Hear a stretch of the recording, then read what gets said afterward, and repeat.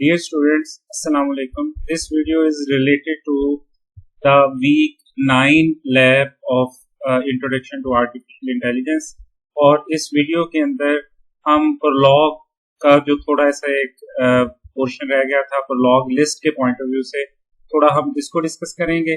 और सेकेंडली हम थोड़ा बिल्डिंग ब्लॉक्स जो हैं आप समझ लें या pre rec discussion of machine learning जो है वो हम क्विकली जो है इस वीडियो जो है इसके अंदर परफॉर्म करेंगे। Okay, let's start with the discussion in prolog। prolog आपने लास्ट लैब के अंदर देखी थी, आप उसके लैब एक्सरसाइज भी कर रहे होंगे। prolog के पॉइंट ऑफ व्यू से एक टॉपिक हमारा रह गया था जिसको हम लिस्ट कहते हैं। List is the important data structure in prolog और इनफैक्ट ये ओनली अवेलेबल डेटा स्ट्रक्चर होता है prolog के अंदर जिसको आप यूज कर सकते हैं to perform different type of activities. List जो है it is a simple data structure and it is represented like this. ये जो स्क्वायर ब्रैकेट्स हैं इसके इनसाइड आप लिस्ट जो है इसको रिप्रेजेंट कर रहे होते हैं और लिस्ट के जितने भी एलिमेंट्स होते हैं उनको आप कॉमा सेपरेट करके इनसाइड द लिस्ट है उसको डिक्लेयर करवा रहे होते हैं। prolog की जो लिस्ट है ये आप समझ सकते हैं कि इट हैज टू टाइप्स। एक जिसको हम एम्प्टी लिस्ट कहते हैं, एम्प्टी पार्ट या एम्प्टी लिस्ट जिसको कहते हैं, और दूसरा इसका नॉन एम्प्टी पार्ट जो है इसको हम कंसिडर कर रहे होते हैं। तो नॉन एम्प्टी पार्ट में अगेन हमारे पास दो हिस्से होते हैं, एक जिसको हम हेड कहते हैं, the first item in the list is called head and the remaining part is called tell.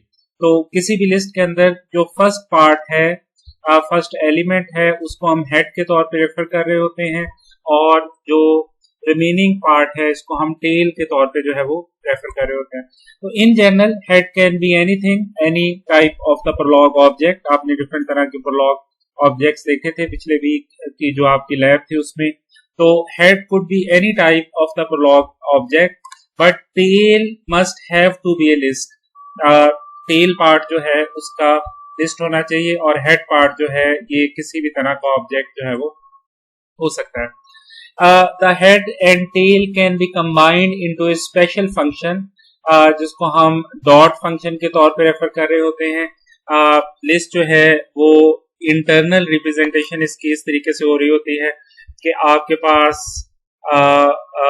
Mainly ये डॉट का फंक्शन या फंक्टर का वर्ड लास्ट टाइम हमने इसके लिए यूज किया था, ये अवेलेबल होता है।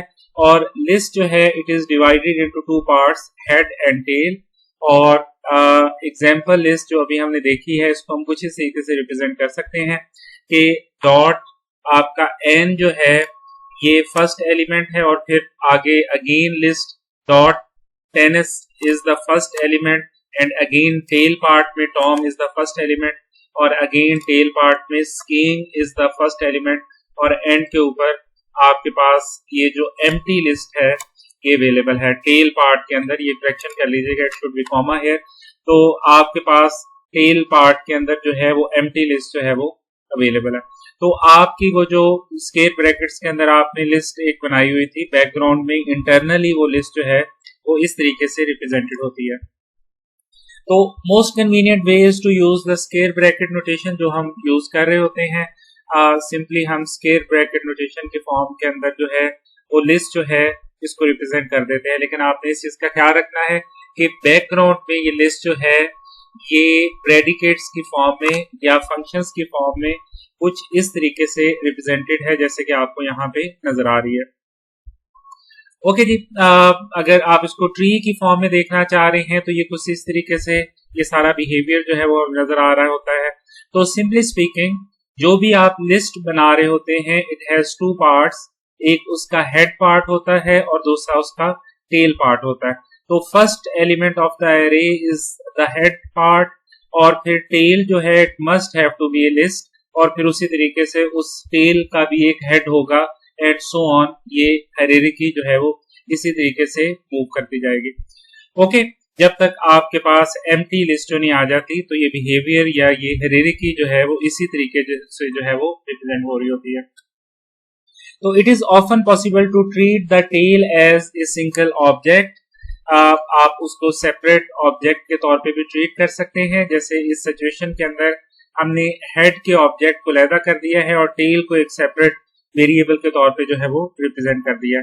तो स्क्वायर ब्रैकेट नोटेशन के अंदर भी आप ये एक्टिविटी कर सकते हैं। इसका तरीका ये होता है कि आप हेड पार्ट को अलहदा कर देते हैं और फिर उसके बाद आप ये वर्टिकल लाइन यूज कर रहे होते हैं सेपरेशन के लिए, और आप टेल पार्ट जो है उसको इस तरीके से सेपरेट कर देते हैं। तो ये ए जो है ये आपका हेड पार्ट है एरे का, और ये आपका टेल पार्ट है यहाँ पे, which should be a list. आप प्रीवियस इसकी डेफिनेशन जो है इसके अंदर देख के आए हैं कि head should be the first object of the array but tail must have to be a list। और आप इसको कुछ इस तरीके से भी लिख सकते हैं, किसी भी एरे जो है आप उसको इस तरीके से डिफाइन कर सकते हैं, या लिस्ट आई शुड से उसको आप इस तरीके से जो है वो डिफाइन कर सकते हैं।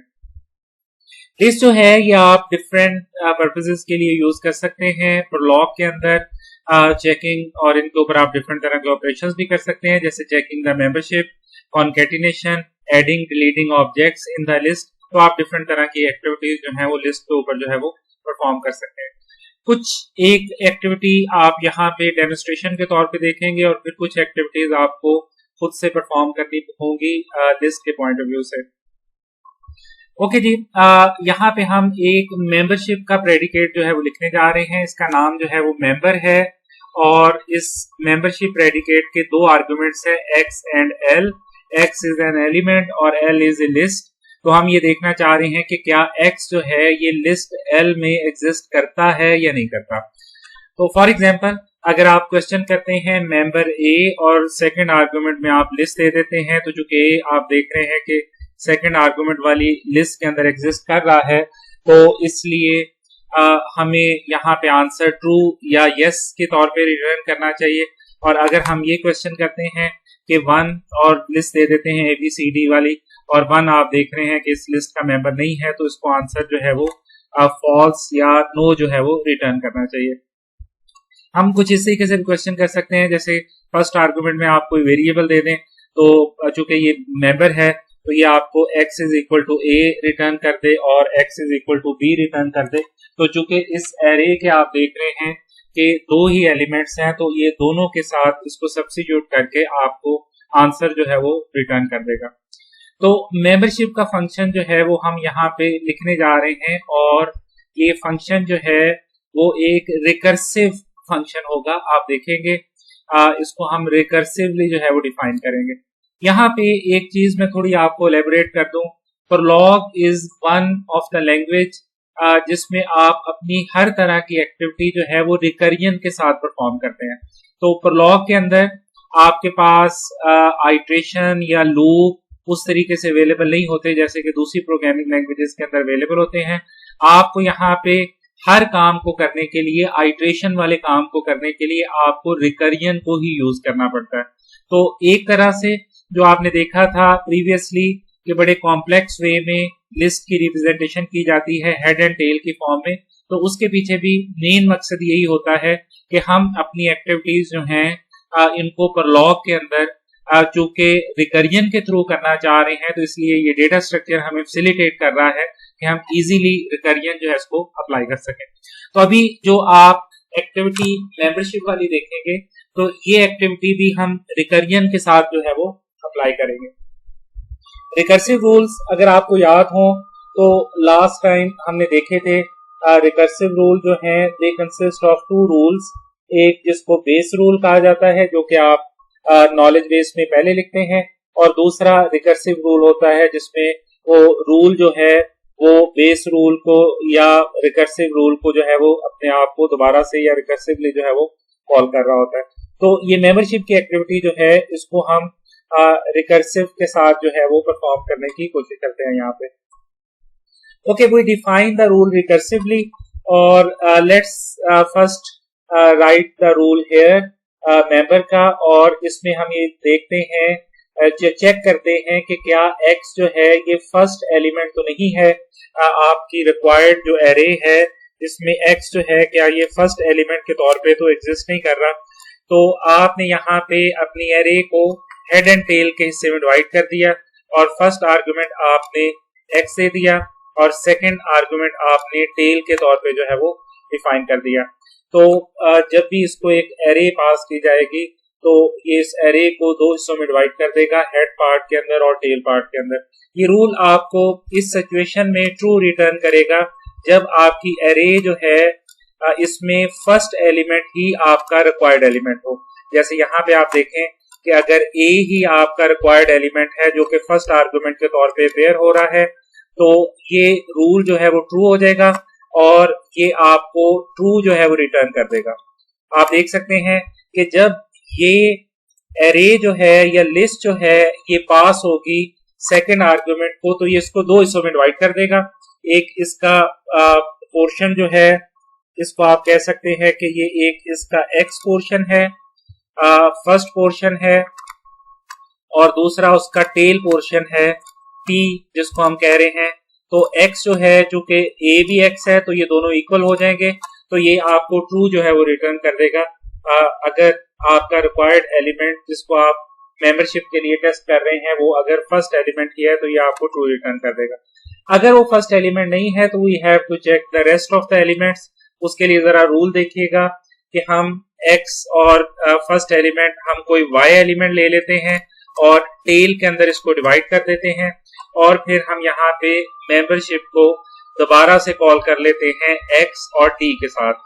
तो ये एक्टिविटी रिकर्सिवली होती रहेगी, अरे को ये डिवाइड करता जाएगा और वन बाय वन सारे एलिमेंट्स जो हैं इनको टेस्ट करेगा कि कहीं वो आपके रिक्वायर्ड एलिमेंट तो नहीं है, और इस तरीके से ये प्रोसेस जो है आपका कंटिन्यूड रहेगा।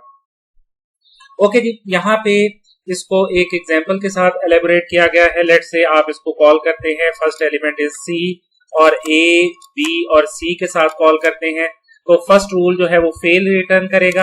आप देख रहे हैं क्योंकि C is not the first element, और सेकंड जो है वो अप्लाई हो जाएगा और फिर इस तरीके से सेकंड भी फेल रिटर्न करेगा और थर्ड के ऊपर जाके आपका रूल वन जो है ये कॉल वन जो है ये ट्रू रिटर्न करेगी और अल्टीमेटली आपको ट्रू जो है वो रिटर्न कर दिया जाएगा। ओके जी, तो यहाँ पे हम ये लिस्ट का टॉपिक इनफैक्ट लॉग का टॉपिक जो है इसको एंड कर रहे हैं। ये आपके लैब क्वेश्चंस हैं, जरा देख लीजिएगा। You have to solve the following questions and explain the process in maximum 3 lines for each. अपने वर्ड्स के अंदर आपने इसके प्रोसेस को एक्सप्लेन करना है। तो आपका क्वेश्चन नंबर 1 है कॉन्कैटिनेशन का। इसमें आपने ये करना है कि आपने दो लिस्ट को फर्स्ट आर्गुमेंट के तौर पे लेना है और थर्ड के अंदर उसकी कॉन्कैटिनेशन को सेव कर देना है। फॉर एग्जांपल अगर आपको रिटर्न पास की जाती है first list this one and second this one, तो आपने L is equal to return कर देना है A, B, 3, 4, मतलब दोनों लिस्ट जो है इसको कॉन्कैटिनेट करके आपने रिजल्ट जो है इसको रिटर्न कर देना।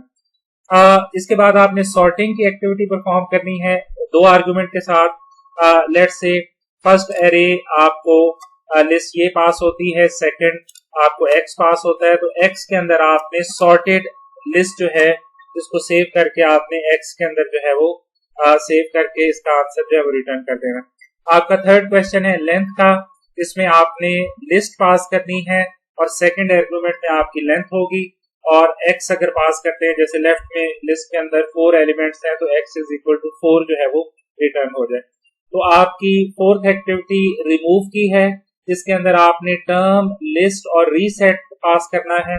फॉर एग्जांपल अगर आपकी लिस्ट है ए बी और टर्म है ए और रिटर्निंग आपके पास क्या बचेगा बी, अगर आप ए को उसमें से रिमूव कर दें तो आपके पास एल जो है वो इक्वल टू बी के पड़ेगा। तो आपने ये एक्टिविटीज जो है वो परफॉर्म करनी है, they are related to the list operations. और जैसे पहले भी मैं आपको बता चुका हूँ कि परलॉग के अंदर चूंकि लूप हमारे पास उस तरीके से अवेलेबल नहीं होते, तो इसलिए आपको ये सारी एक्टिविटीज जो हैं इनको परफॉर्म करना पड़ेगा बाय यूजिंग द रिकर्जन, और रिकर्जन के साथ ही आपको इसके सारे प्रोसेस को डिफाइन करना पड़ेगा। Okay that's all. यहाँ पे हम परलॉग का जो टॉपिक है इसको एंड कर रहे हैं। मेन मकसद परलॉग को सीखने का या डिस्कस करने का यही था कि आपने जो प्रोपोजिशनल लॉजिक और प्रेडिकेट लॉजिक के अंदर कॉन्सेप्ट्स देखे हैं आप उनको प्रैक्टिकली परलॉग के अंदर डेमोन्स्ट्रेट कर सकें, यूज कर सकें। बहुत ज्यादा इंटेंसिवली हमने परलॉग को कवर नहीं किया क्योंकि हम सिर्फ कुछ प्रैक्टिकल नॉलेज गेन करना चाह रहे थे regarding the predicate calculus, mainly first order logic भी जिसको हम कहते आ रहे हैं। तो इस वजह से हमने ज्यादा इन डेप्थ या डिटेल कवरेज जो है इसकी परफॉर्म नहीं की। ओके जी, तो हम रिटर्न कर जाते हैं अपने मेन टूल की तरफ, जो कि हम शुरू से परफॉर्म कर रहे हैं। और हेयर ऑनवर्ड हम जो लैब एक्टिविटी है इसके अंदर ज्यादातर यही डिस्कस कर रहे होंगे कि हम पाइथन को किस तरीके से यूज कर सकते हैं मशीन लर्निंग एक्टिविटीज जो है इसको परफॉर्म करने के लिए। तो पाइथन के अंदर बहुत फैसिलिटीज होती हैं मशीन लर्निंग को या एआई जो है इसको इन जनरल इम्प्लीमेंट करने के लिए। तो हम इस टूल को एआई के अंदर कवर भी इसी पॉइंट ऑफ व्यू से कर रहे हैं। तो अब हम यहाँ पे the rest of the weeks जो आपके रह गए हैं उसमें पाइथन को हम यूज करेंगे मेनली मशीन लर्निंग और एआई के अदर एरियाज जो हैं इनको इम्प्लीमेंट करने के लिए। ओके, तो आज का जो आपका लैब पोर्शन होगा इसमें हम जो बेसिक बिल्डिंग ब्लॉक्स हैं जो कि आप पाइथन के पॉइंट ऑफ व्यू से यूज कर सकते हैं मशीन लर्निंग के लिए, हम उनको कवर करेंगे और फिर आगे जाके हम इस सारी डिस्कशन को थोड़ा इंटेंसिवली जो है वो परफॉर्म करने की कोशिश करेंगे।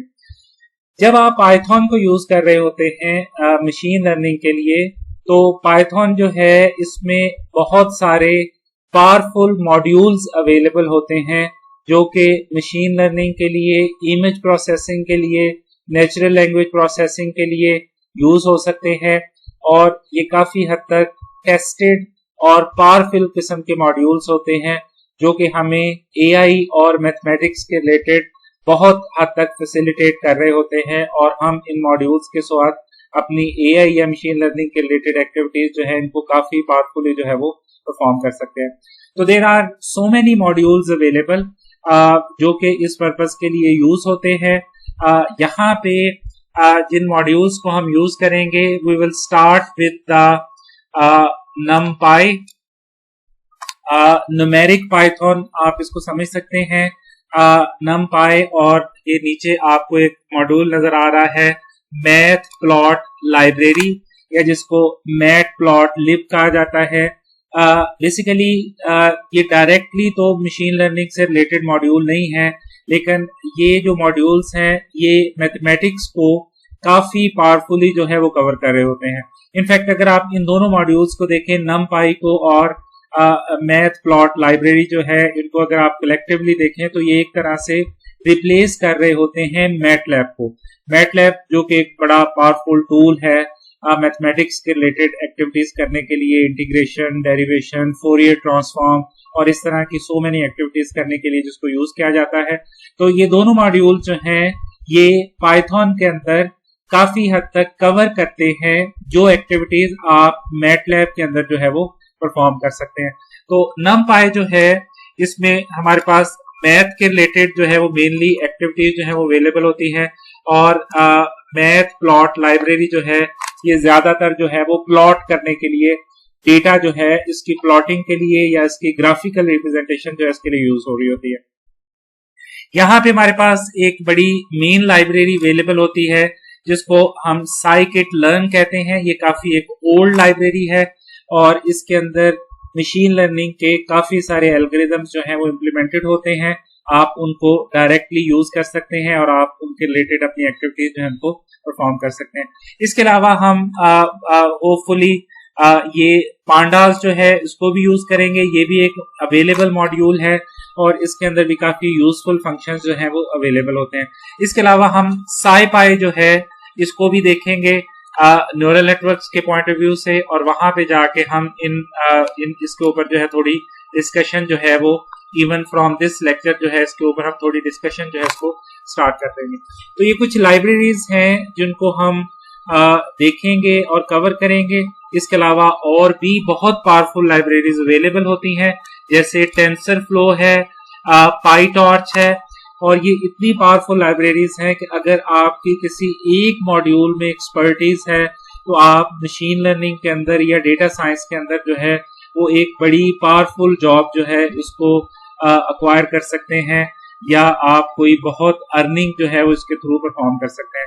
तो these are very powerful libraries और most of them are actually developed by the Google and other powerful जो ग्रुप्स हैं, ये उनकी तरफ से मशीन लर्निंग को सपोर्ट करने के लिए ये लाइब्रेरीज जो हैं they are basically developed. Okay जी, तो let's start introducing these libraries और उसके साथ साथ हम कुछ मशीन लर्निंग के रिलेटेड कॉन्सेप्ट जो हैं, बेसिक कॉन्सेप्ट या फंडामेंटल कॉन्सेप्ट जो हैं, उनको भी एक्सप्लोर करेंगे। अभी हम जरा देखेंगे NumPy को, न्यूमेरिक पाइथन जिसको कहा जाता है, और मैटप्लॉट लाइब्रेरी को प्लॉटिंग के लिए जो यूज होती है। तो let's start with the NumPy। NumPy जो है ये एक काफी ओल्ड लाइब्रेरी है और जैसे मैंने पहले आपको बताया है कि ये काफी हद तक मैथमेटिकल एक्टिविटीज परफॉर्म करने के लिए यूज होती है, जैसे डेरिवेशंस हैं, इंटीग्रेशंस हैं और इस तरह की मैट्रिक्स, लीनियर अलजेब्रा है और इस तरह की अदर एक्टिविटीज जो है इसके लिए इसको परफॉर्म करने के लिए इसको यूज किया जाता है।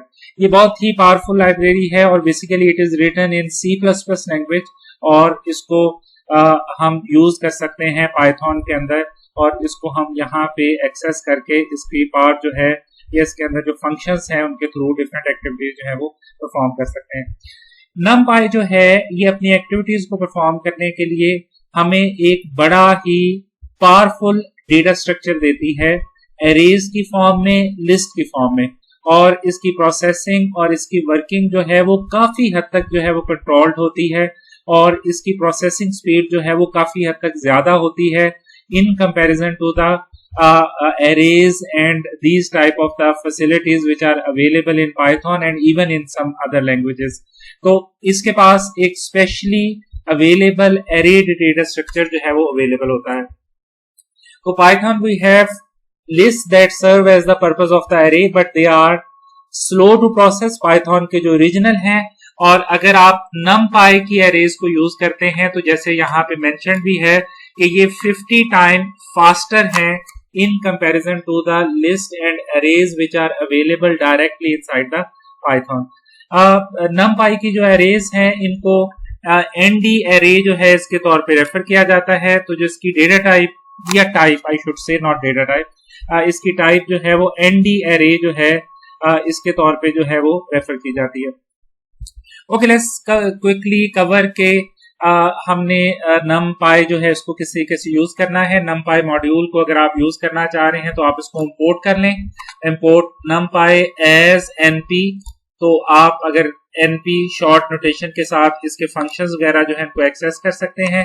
यहाँ पे हमने इसकी एरे जो है वो एक डिक्लेयर की है और एक सिंपल एरे जो है उसको हमने कन्वर्ट कर दिया है इनटू द NumPy एरे, और लिस्ट एक हमने पास की है पाइथन की, और by calling the function array of NumPy हमने इसको कन्वर्ट कर दिया है इनटू द NumPy एरे और इसको हमने ट्रांसफर कर दिया है इनटू दिस वेरिएबल ARR जिसका नाम है। ओके जी, उसके बाद हमने एक और तरीके से एरे क्रिएट की है। पहली दफा हमने लिस्ट से एरे क्रिएट की थी, अब हमने पाइथन के टपल डेटा स्ट्रक्चर के साथ एरे जो है इसको क्रिएट किया है। तो आप दोनों तरीकों से एरे क्रिएट कर सकते हैं, लिस्ट के साथ भी एरे क्रिएट कर सकते हैं और टपल डेटा स्ट्रक्चर के साथ भी एरे क्रिएट कर सकते हैं। फर्क इससे कोई नहीं पड़ेगा, दोनों जो है वो बेसिकली कन्वर्ट हो जाएंगी NumPy की एरे टाइप के अंदर। और जो एरे टाइप आपको यहाँ पे अगर आप टाइप का फंक्शन यूज करेंगे पाइथन का जिसको आप ऑलरेडी यूज करके आए हैं तो उसकी टाइप भी आपको यहाँ पे डिफाइन कर दी जाएगी, जैसे टाइप इज NumPy.ND array जो है इस टाइप के अंदर जो है ये कन्वर्ट हो जाएगी। तो इसका फायदा यही है कि आप अब NumPy की बहुत सारे फंक्शंस जो है तो यूज कर सकते हैं और बहुत पावरफुली जो है इसकी प्रोसेसिंग स्पीड जो है वो काफी हद तक जो है वो गेन हो जाएगी। पाइथन जो है इसकी एरे जो है जिसको अभी आप देख के भी आए हैं, इट हैज डायमेंशंस और आप किसी भी डायमेंशन की एरे जो है इसको क्रिएट कर सकते हैं। तो ये आपको बहुत ही पावरफुल स्ट्रक्चर प्रोवाइड करता है। अगर आप 0 डायमेंशन की एरे क्रिएट करना चाह रहे हैं वो भी कर सकते हैं, अगर आप 2 डायमेंशन की एरे क्रिएट करना चाह रहे हैं तो वो भी आप कर सकते हैं, विच इज ए वेक्टर। और अगर आप एक मैट्रिक्स क्रिएट करना चाह रहे हैं तो वो भी आप क्रिएट कर सकते हैं। और इसी तरीके से अगर आप हाई डायमेंशनल एरेज जो हैं इनको क्रिएट करना चाह रहे हैं तो वो भी आप क्रिएट कर सकते हैं। तो इसको क्रिएट करने के लिए आप सिंपली numpy जो है इसकी एरे फंक्शन को कॉल करें और इसको वैल्यू पास कर दें। तो यहाँ पे आपकी एक सिंगल वैल्यू या 0 डायमेंशनल एरे जो है यहाँ पे आपके पास एक क्रिएट हो जाएगी। उसके बाद अगर आप लिस्ट पास करेंगे तो ये 1 डायमेंशनल एरे जो है वो आपके सामने क्रिएट हो जाएगी, जो आप प्रीवियसली देख के भी आए हैं। और अगर आप इस तरीके से एरे क्रिएट करते हैं जहां पे ये फर्स्ट रो है और ये सेकंड रो है, तो ये आपके पास एक 2 डायमेंशनल एरे जो है वो क्रिएट हो जाएगी, जो कि रो एंड कॉलम्स के अंदर डिवाइडेड है। जैसे आप यहाँ पे देख रहे हैं कि इस मैट्रिक्स के अंदर आपके पास 2 रोज हैं और 3 कॉलम्स हैं, तो ये एक एरे जो है वो आपके पास क्रिएट हो जाएगी और ये numpy की 2 डायमेंशनल एरे के तौर पे जो है वो आपके पास अवेलेबल होगी। आप इसी तरीके से 3 डायमेंशनल एरे भी क्रिएट कर सकते हैं। 3 डायमेंशनल एरे जो है ये क्यूब की शक्ल की होती है, जिसमें आप समझ सकते हैं कि आपके पास मल्टीपल डायमेंशंस अवेलेबल हैं। और जैसे अगर आप यहाँ पे गौर करें तो आपके पास 2 डायमेंशंस बेसिकली अवेलेबल हैं। This is your dimension 0, first dimension है, and this is your dimension 1 जो कि आपकी सेकंड डायमेंशन है। और हर डायमेंशन के अंदर आपके पास एक 2x3 की एरे अवेलेबल है, मतलब जिसमें 2 रोज हैं और 3 कॉलम्स हैं, और आपके पास इस तरीके से एक 3 डायमेंशनल एरे जो है वो अवेलेबल है। तो अभी आपने देखा कि 0 डायमेंशनल एरे जो कि एक सिंगल एलिमेंट होता है, 1 डायमेंशनल एरे, 2 डायमेंशनल एरेज और 3 डायमेंशनल एरेज numpy की आप किस तरीके से क्रिएट कर सकते हैं। ओके जी, अब अगर आपने उनके किसी खास एलिमेंट्स को एक्सेस करना है, अभी ये जो आप उनकी डायमेंशन अगर प्रिंट करना चाह रहे हैं तो ये प्रिंट भी हो जाएगी। आप इस तरीके से इसकी डायमेंशंस जो है इनको प्रिंट कर सकते हैं। और अगर इसके एलिमेंट्स को आपने प्रिंट करना है, जैसे ये बी एरे है, अगर आपने उसके 5th एलिमेंट को प्रिंट करना है, बी के 5th एलिमेंट को, तो आप वो भी प्रिंट कर सकते हैं। आप जानते हैं कि इसकी इंडेक्सिंग जो है वो 0 से स्टार्ट होती है, तो this is 0 index, this is 1, this is 2, this is 3 index and this is 4 index. तो एलिमेंट 5 जो है वो आपके सामने डिस्प्ले हो जाएगा। तो अभी आप आउटपुट पे देख भी रहे हैं कि एलिमेंट 5 जो है वो डिस्प्ले हो रहा है। उसके बाद अगर आप 2 डायमेंशनल एरे को प्रोसेस करना चाह रहे हैं तो आप इस तरीके से प्रोसेस कर सकते हैं। इसका मतलब ये है कि first row and third column, तो सी एरे की first row and third column जो है वो आपका यहाँ पे 3 वैल्यू जो है वो डिस्प्ले हो जाएगी। तो आप देख भी रहे हैं कि 2 डायमेंशनल एरे के अंदर आपकी थर्ड वैल्यू जो है जो कि 0 रो है और थर्ड कॉलम है, ये वैल्यू आपके यहाँ पे डिस्प्ले हो जाएगी। इसी तरीके से अगर आप 3 डायमेंशनल को डिस्प्ले करना चाह रहे हैं तो इसको जरा देख लीजिएगा। इसमें फर्स्ट एलिमेंट डायमेंशन होता है, ओके, ये आपकी डायमेंशन होती है, और बाकी उसी तरीके से रो एंड कॉलम होते हैं। This is row and this is column. और आप जानते ही हैं कि ये सारी इंडेक्सिंग जो है ये 0 से स्टार्ट होती है। तो जैसे यहाँ पे 1 लिखा हुआ है तो इसका मतलब ये है सेकंड डायमेंशन और सेकंड रो और सेकंड कॉलम। तो यहाँ पे आप देखें सेकंड डायमेंशन है, ओके, सेकंड रो है,